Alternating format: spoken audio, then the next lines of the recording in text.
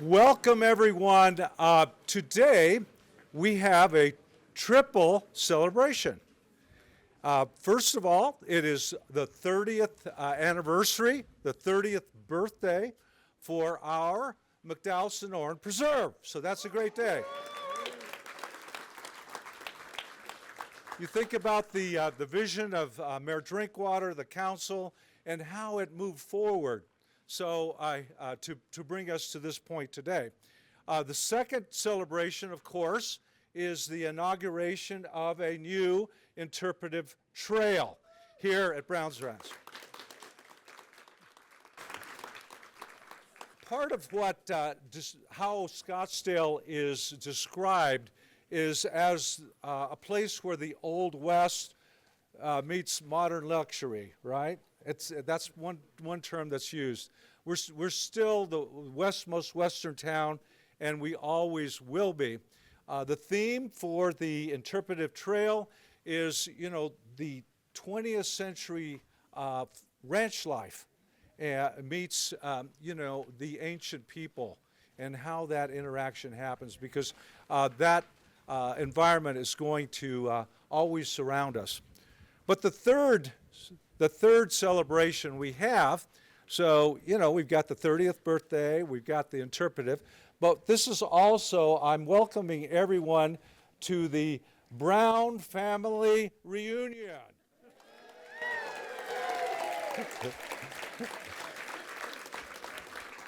Now think about that, okay? Here's a family that knew Arizona before air conditioning, as my family in Tucson did, and made a living, an honest living, a living that employed people and brought a rich heritage, and in fact respected the environment to keep it healthy for their range cattle.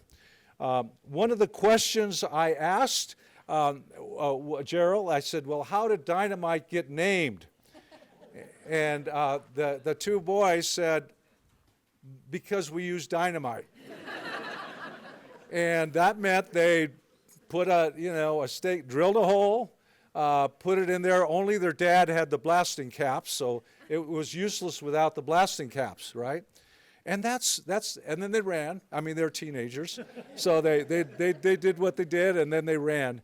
It's amazing how today many people run to Scottsdale. They're coming here. They're coming here, and we have a welcoming spirit, but we also say leave the old baggage somewhere. My grandfather used to say, leave it at the train station back in Chicago or whatever. Come here with the best ideas. Come here and enjoy what we got, because we got something very special here.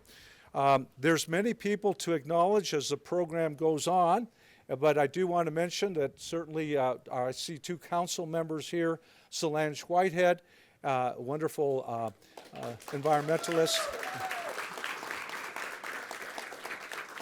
as well as Councilwoman Betty Janik.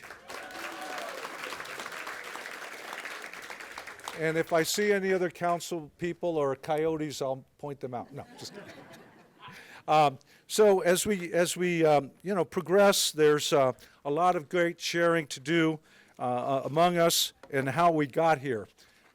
It's my honor to, and there will be many, of course, people to mention with the Sonoran Conservancy and so forth. But at this time, I'll keep to the program. So I will introduce Joan Fudala. Joan is an Air Force veteran as well, and she has made her mark by sustaining our beautiful history and keeping history alive. So Joan is here. I named her the official Scottsdale historian. Joan, great to see you.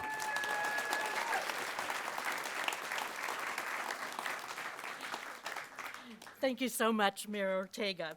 I'm so honored to be here today to fulfill a long-term dream that many of us had, where we celebrate our ranching history, the authentic origins of our town slogan, Scottsdale, the westmost western town.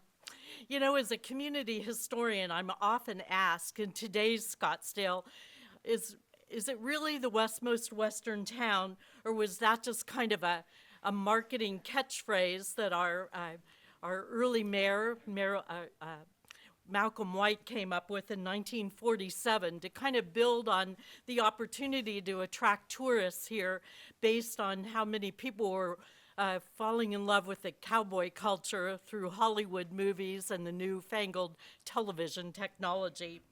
But really, Mayor Malcolm White, at the time, before he was mayor and before we were incorporated in the late 1940s, knew that that slogan was totally authentic because when he was in high school, he was a part-time cowboy up here at Browns Ranch, and he also helped dig some of the water wells that were here.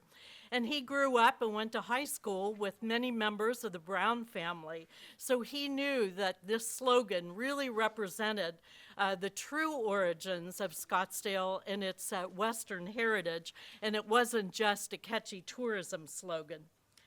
So I have to mention that 24 years ago, last week, several of us in the audience had the privilege of being here at Browns Ranch before any of the trailhead and whatnot had been developed.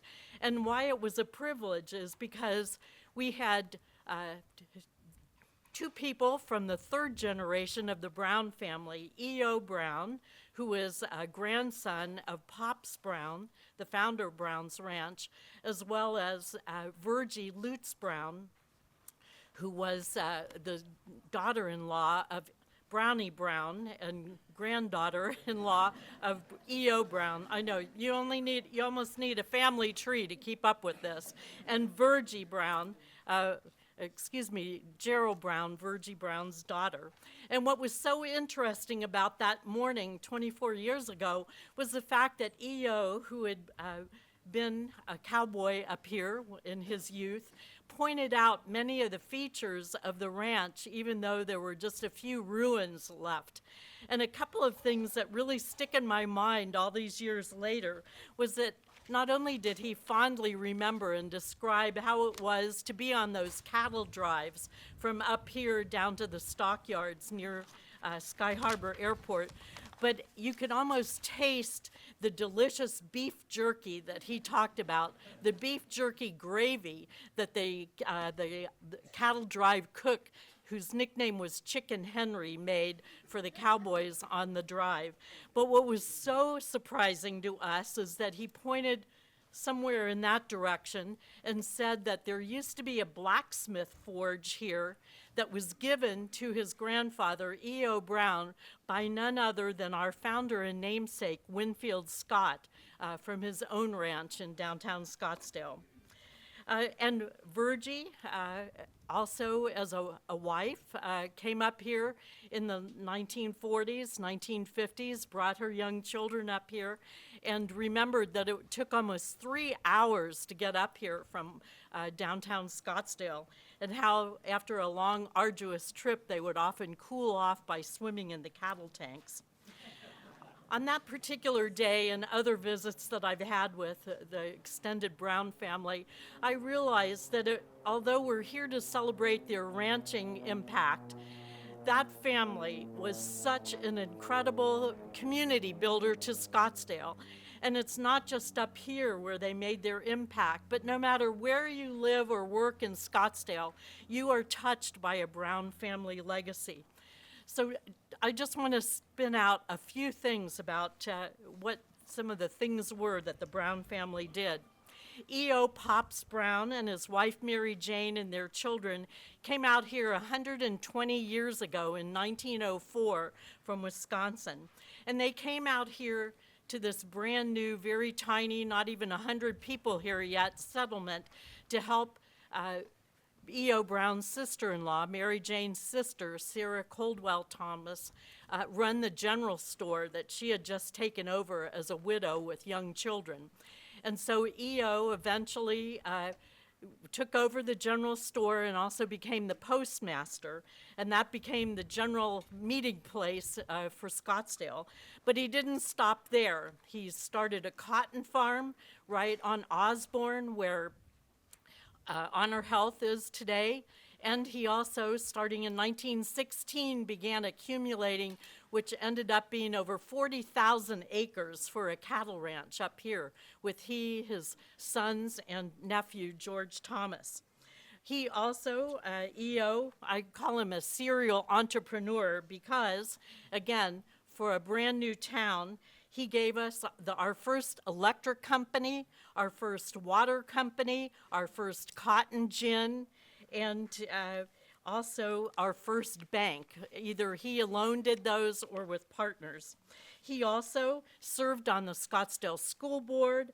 He was a governor of the Salt River Valley Water Users Association and helped raise money for World War I Liberty bonds. After Mary Jane died, he married Mary Graves, who at the time was running Graves Guest Ranch, which was our very humble beginnings as a tourism a town and a healthcare destination. After Pop's death, his eldest son, E.E. Brownie Brown, took over operating the cattle ranch. And Brownie also served as a cotton broker, as the state livestock inspector, and also as a deputy Maricopa County sheriff. He held a beloved annual steer roast that the entire community was invited to, often on the 4th of July, and he was memorialized by several artists, particularly our very first artist, Marjorie Thomas, had him pose so that she could create the artwork for the 1930s Chicago World's Fair Rodeo, and that his image was emblazoned on billboards and on the rodeo program. Brown's children with his first wife, Merle, and that's Brownie Brown, the second generation, all distinguished themselves as well as leaders and innovators. Alvin and E.O., the third generation then of Browns, both served in World War II. E.O. then later, and after we were incorporated, served on the town council for a few months. Jean Brown Pennington, their sister, who she was a Scottsdale-based graphic designer and fashion designer, and she was the one that, after we incorporated, designed our distinctive city seal with a bucking bronco on it. Alvin's wife, Virgie, Gerald's mother, her family, the Lutz, had been here in Scottsdale for several decades. She became, during World War II, a switchboard operator at Thunderbird II Airfield. And then after the war, and after we incorporated, became our first town clerk. She was married to, like I said before, to Alvin Cotton Brown. And then later in life, when she moved to Cottonwood, she actually served as on the Cottonwood City Council. Virgie's family, the Lutz, made, again, another big impact on Scottsdale. Virgie's father, Carlton Lutz, a veteran of World War I, was one of the founders of our oldest continuously operating civic organization in Scottsdale, Post 44 of the American Legion. And most of the Brown and Lutz family, both men and women in the auxiliary, helped perpetuate the patriotic activities of that organization. Lucy Lutz, Virgie's grandmother, Gerald's grandmother, Lucy's mother. Anyway, she was the first woman to be certified as an aircraft mechanic at the Thunderbird II airfield during World War II. And anyway, it goes on and on. The extended family of the Browns included the Coldwell family and the Thomases and others. They all helped build the entire community of Scottsdale, first as farmers and ranchers, but also as the instigators for our civic and veterans groups, started our churches, and were prominent business owners, educators, parents, and voters.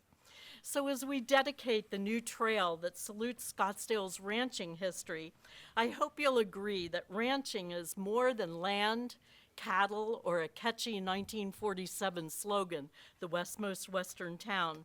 Although those are important, I think the legacy and the history of all of the people involved, particularly the extended Brown family, is really the story that we should remember today and going forward.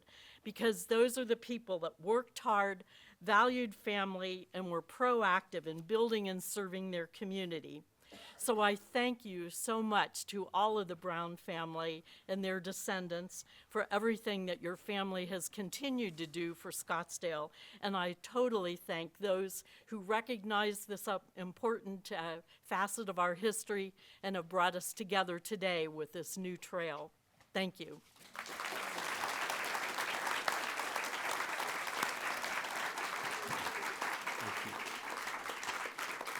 So, who were the initiators and the visionaries who brought us to the complete preserve and where we are today? I want to mention, of course, the preserve pioneers, and they're well represented today. We have Carla here. Hi, Carla. Hello.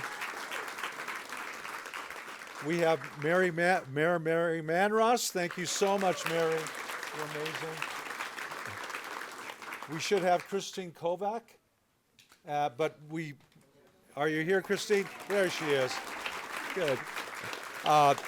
There were others that, for instance, Sam Campana, Mary Campana. I don't know if she's here, so I'm just trying to acknowledge, who's made it. Also, as we look at the McDowell Sonoran Commission and that work, there were many commissioners who then took the duty on of seeing how things were improved and carried forward. Are there any commissioners or past commissioners? Please raise your hand. Thank you very much. Yeah.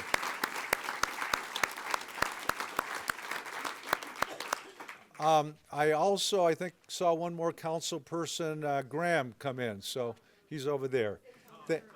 Thank you. And is Tom, oh, there's Tom. Tom, thank you. He biked in. Think about that. So, wonderful. Solange, Betty, Tom, and Mr. Graham.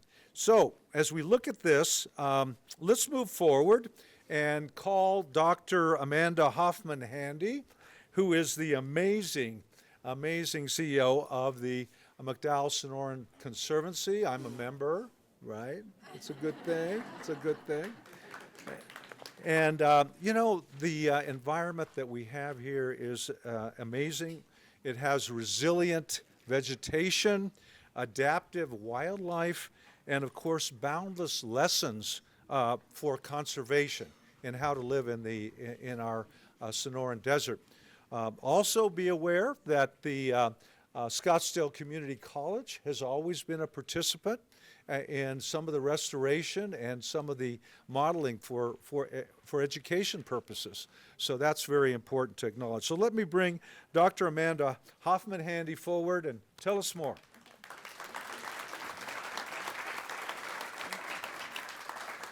All right. Well, what an honor it is to be here today. As I mentioned, this project has been years in the making.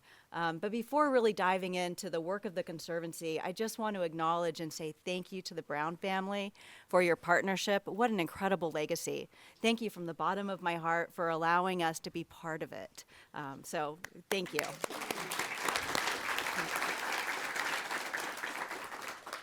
So the McDowell Sonoran Conservancy has been in partnership with the City of Scottsdale for decades, nearly 3 of them at this point. So I've recently started working with the Conservancy. I've been here a very long 7 months at this point. So the opportunity to be here and to celebrate with you all today is just absolutely remarkable. So the Conservancy has 3 pillars that we work in partnership to uphold, and they are science, education, and stewardship. Part of the reason we are here today is because of our stewardship. Our stewards are the heartbeat of our organization, and one of those programs is our Pathfinders. Now, I always like to say that really education is the key to conservation, but part of that, a cornerstone of that, is ensuring that there's a connection between people and the environment. And our Pathfinders programs, that's exactly what they do. They uphold the history and the legacy that are attached to the land that we fight to preserve. Again, God, everybody's talking. I'm so sorry. I don't talk very loud. How's that? Is that better? All right. But before I wrap up and say thank you, I just want to honor our Pathfinders program. The individuals I would like to name specifically are Len. Len, are you here? Len's here? Hey, Len, thank you. Thank you, Len. Don Meserve. Don, thank you, Don. Thank you, Don. And I want to give special thanks to Chris Crum.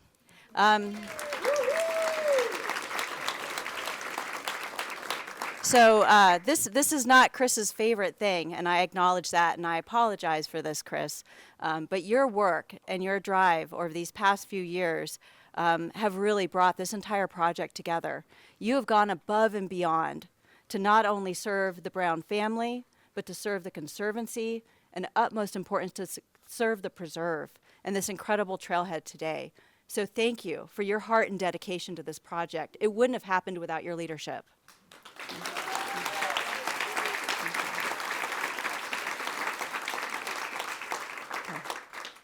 All right, so without further ado, I'm going to wrap it up because I know it's a little chilly and I've been out without a coat for a little bit, so my nose is starting to drip. Thank you all so very much.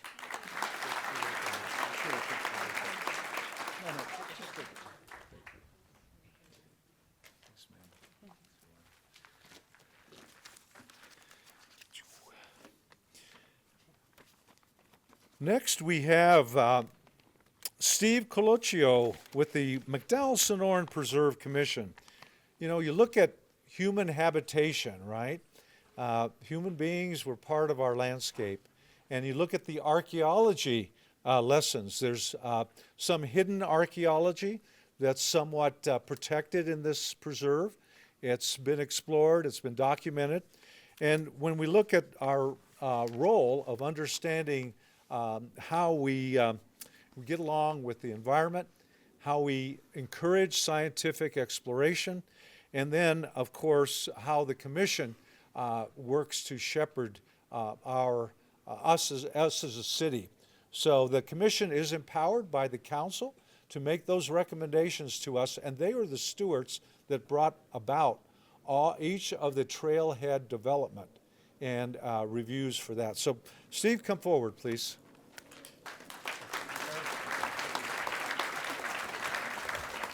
Thank you, Mayor Ortega, as well as council persons who are in attendance today, and everybody else who is here at the celebration.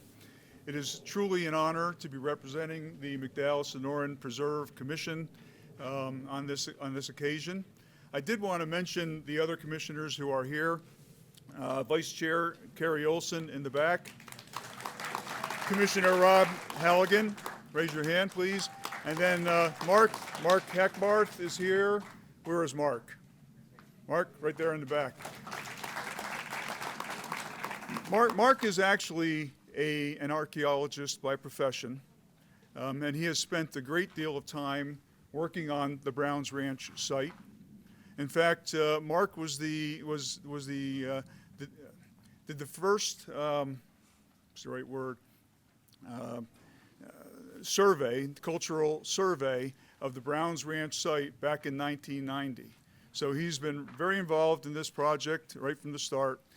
Mark is in the second and last term of his being a commissioner. And in fact, that expires at the next month. So I wanted to just say that we're going to lose a valuable resource when Mark exits the commission, and we really do appreciate everything you've done. Thank you for your service.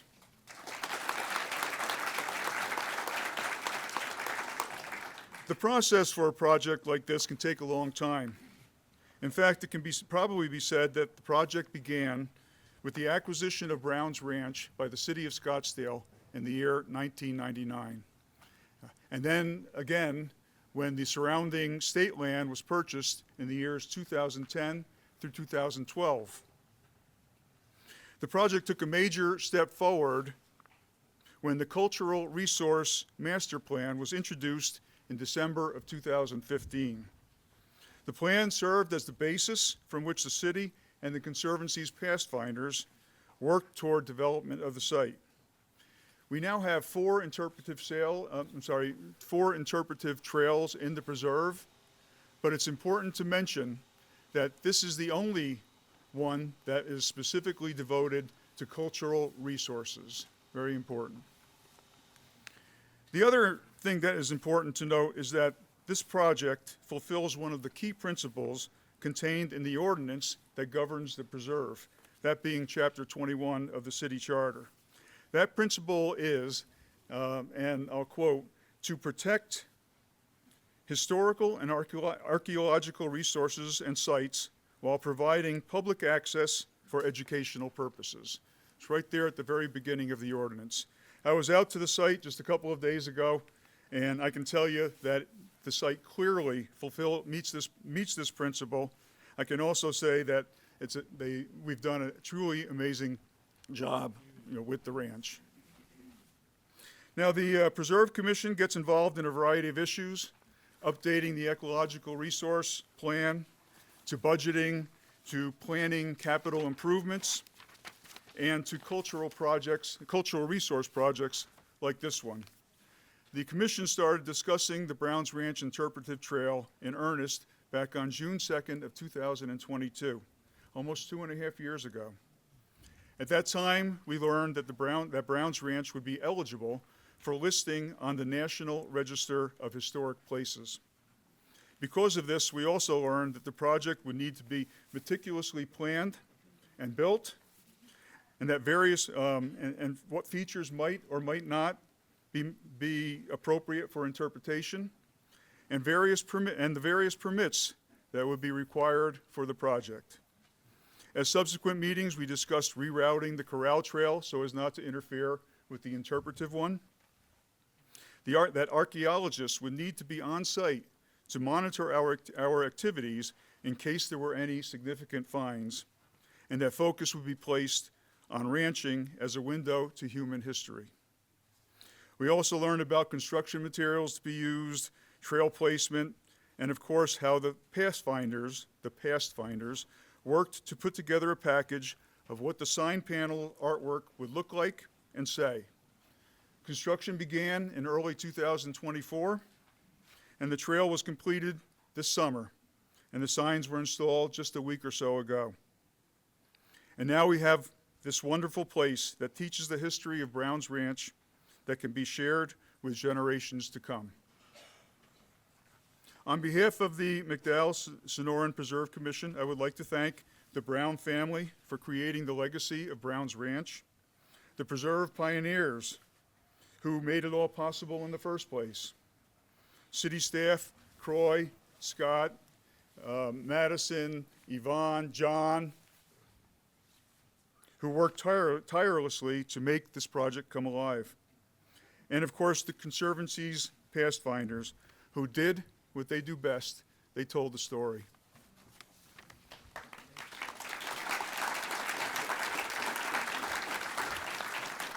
To all of you, we have a great debt of gratitude. Thank you very much. There is one more thing, and I'll make it quick. Please.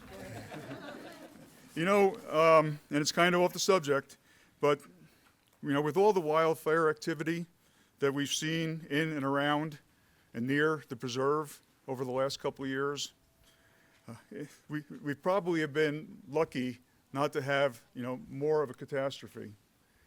But sooner or later, our good luck is going to run out.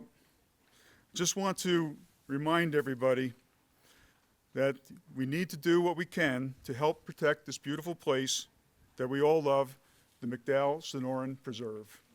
Thank you.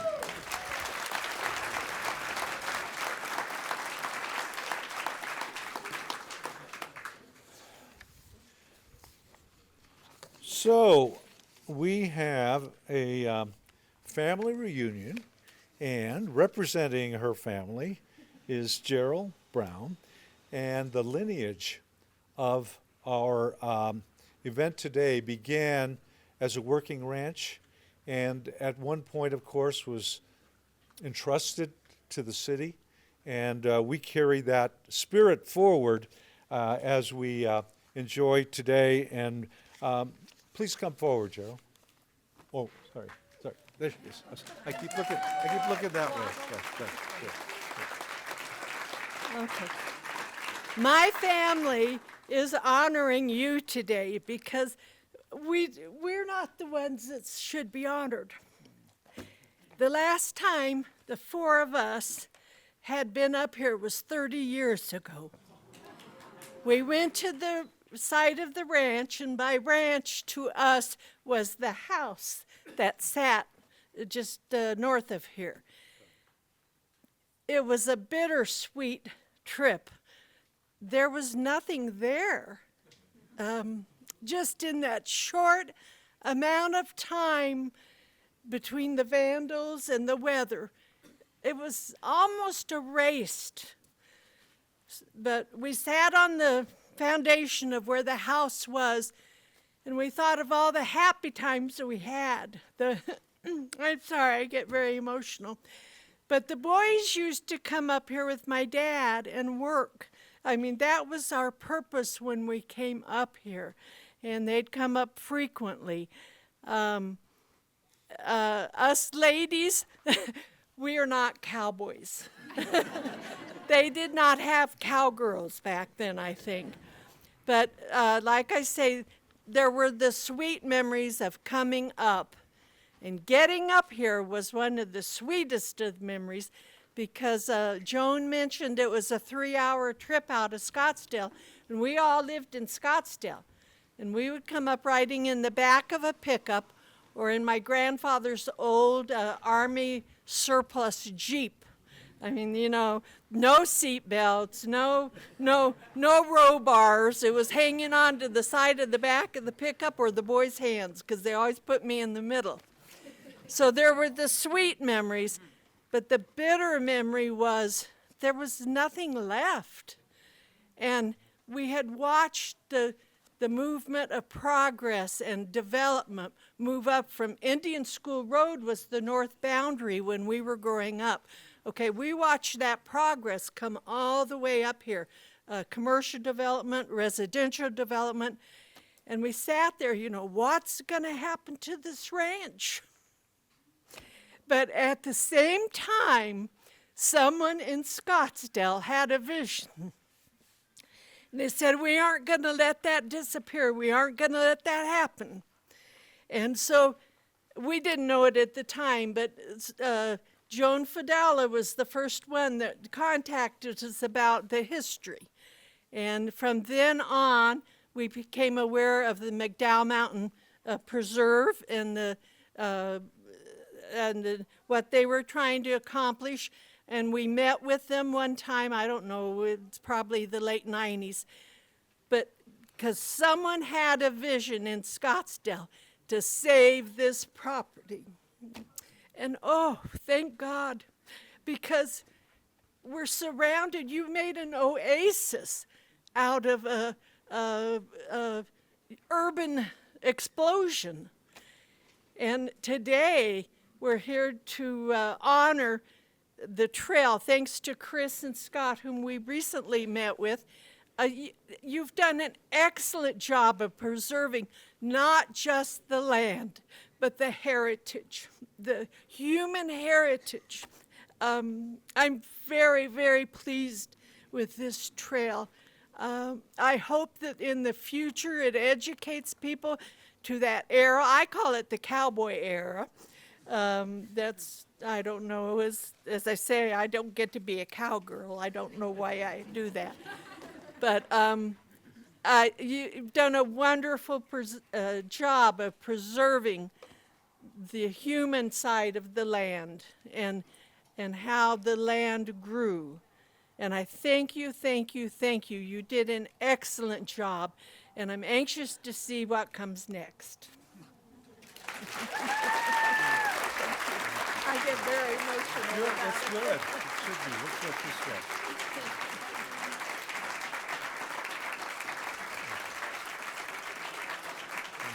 Thank you. So, you know, what a blessing today is. And, you know, I say that because as a working ranch going from that in the ancient Sonoran desert, you know, we're here today. And one question that always comes to me is the why. You know, why why are we here today, and how did this place become marked for our well-being? And I think the answer is usually found in ancient books. And there's an ancient book that said, and I went to the desert, right? People go into the desert to meditate or contemplate or figure out the connection with our own being, and learn some lessons that somehow is taught in the desert. You found that, you returned that, you are Brown family. We are a greater family that has answered that question, why? And the question was to find our being connection. Was it in an earthquake? No. Was it in a howling wind? And the answer was no. Was it in fire and something really dramatic, or did the rocks crumble and say, hey, you're connected? And it wasn't that either. It was when you had the quiet wind of enjoying the desert. That's what we bring. That's our gift today, and we will come and do our unveiling right now. Thank you so much.